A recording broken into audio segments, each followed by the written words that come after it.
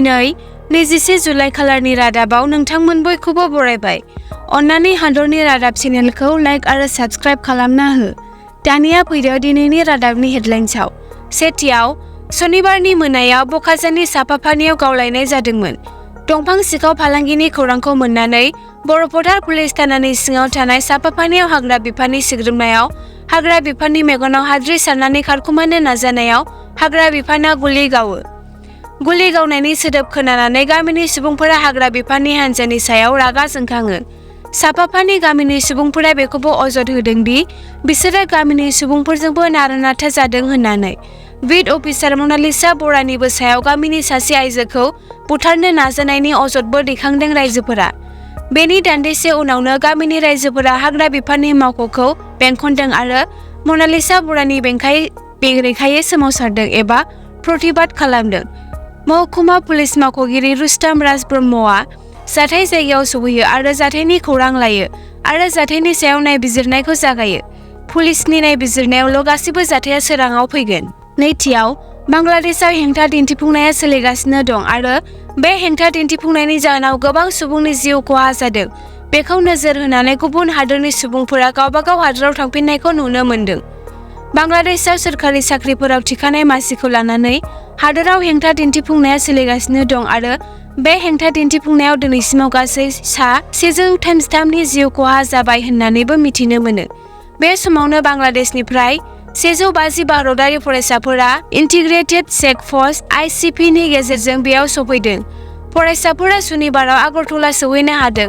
बेनि सिगां 1000 भारतारि फरायसाफोरा न'आव फैफिननो हादों आरो बिसोरनि बांसिनानो उत्तर प्रदेश, हारियाना, जम्मु काश्मीर आरो मेघालयनि। Seema Suraksha Bal (BSF) sector commander DIG Rajiv Agnihotri मिथिहोदों दि 150 फरायसाफोरा गुबुन गुबुन ICP एबा इन्टिग्रेटेड चेक पस्टजों फैफिननो हादों।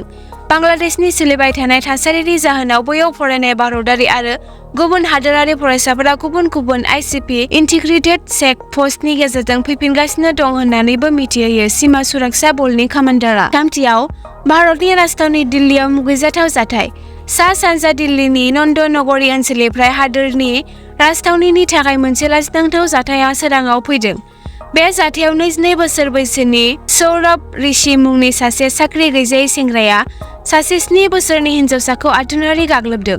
दिल्ली पुलिसनि मिथिहोनाय बायदिब्ला बे जाथाया बुधबाराव नन्दनगरी ओनसोलाव जादोंमोन जेब्ला गाग्लोबजाग्रानि बिमाया न'आव गैयामोन आरो गथ'आ न'आव हारसिं दङमोन।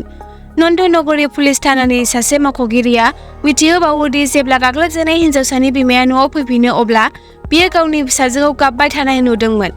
बे समाव दायनिगिरि सौरभ ऋषिआबो न'आव दंमोन। पुलिसआ मिथिहोबावो दि गाग्लोबजाग्रानि बिमाखौ नुनानै दायनिगिरिया खारनो नाजादोंमोन, नाथाय ओनसोलनि सुबुंफोरा बिखौ हमनो हायो। दिल्ली पुलिसनि बायदिब्ला गाग्लोबजाग्राया उन्दै हिनजावसा बिफानि मोनसे अजदनि सायाव बिथा खालामनानै दायनिगिरिनि बेरेखायै भारतारि न्याय संहिता (BNS) आरो गथ'फोरखौ आथोनारि दायनिफ्राय रैखाथि होनाय पक्स' आयेननि सिङाव FIR रेजिस्टार खालामनाय जादों आरो पुलिसआ दायनिगिरिखौ खानो हाबाय। पुलिसआ बे जाथायाव आरोबाव नायबिजिरगासिनो दं। ब्रैथियाव, गाबोननिफ्राय जागायनो गोनां संसद जथुम्मानि थाखाय MPफोरनो माखासे नियमफोरखौ गोसोखांहोनाय जादों। बाजेट सेसनआ गाबोननिफ्राय जागायगोन। बेनि सिगां दिनै फुंनि 11 रिंगायाव गासै दोलोआरि जथुम जानानै थाङो। रांखान्थियारि मन्थ्रि निर्मला सीतारमणआ 23 जुलाइआव सरासनस्रा बाजेट होगोन। समबारनिफ्राय जागायजेननो गोनां संसदनि जथुम्मानि सिगां MPफोरखौ गोसोखांहोनाय जायो दि मासिगिरिनि थिरांथाफोरखौ सदननि सिङाव एबा बायजोआव थोंजोङै एबा खेंस्लायै सोंखारिनो नाङा आरो सोद्रोमाफोरा बन्दे मातरम आरो जय हिन्द बायदि स्ल'गान होनो नाङा। बेजों लोगोसे गासिबो MPफोरखौ गोसोखांहोनाय जादों दि नेमफोरा सदनाव प्लेकार्ड लानानै दिन्थिफुंनायखौ गनायथि होआ। बे जथुम्मायाव 22 जुलाइनिफ्राय जागायजेनगोन आरो 2 आगस्तआव जोबगोन। सदननि हाबाफारिनि मान आरो गोथौथिनि थाखाय थेंक इउ, जय हिन्द, बन्दे मातरम एबा जायखिजाया गुबुन स्ल'गान होनो नाङा होननानैबो MPफोरखौ मिथिहोयो। बाथियाव, बर' हारिनि थाखाय मोनसे गोग्गाथाव खौरां।